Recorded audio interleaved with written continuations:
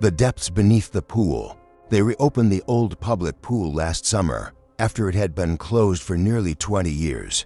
No one talked much about why it had shut down, just vague mentions of accidents and bad luck.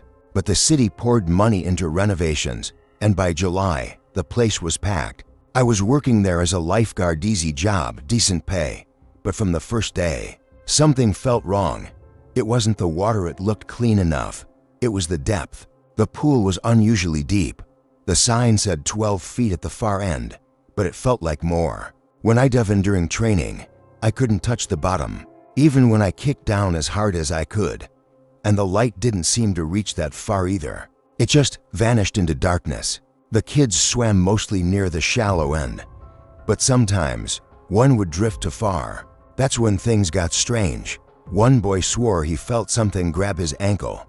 He came out crying, swearing it had claws. A teenage girl said she saw a face staring up at her from the deep end beneath her own reflection. Another lifeguard joked about a pool monster. The lifeguard quit without warning after a night shift. I started staying late, watching the water. Around midnight, the surface would start to ripple even with no wind, no movement. Once, I saw something rise just beneath it. Not a person, something longer, pale. It disappeared the moment I turned on the overhead lights. One night, I dropped a glow stick into the deep end. It sank slowly, green light fading.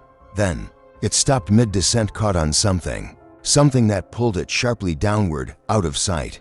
The next morning, the pool was closed again. Drained, they said, for repairs.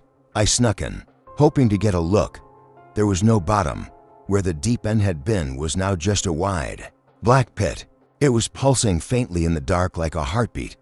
They refilled it last week. Swim lessons start Monday, but I won't be there. Not when I still hear the splashing sounds at night.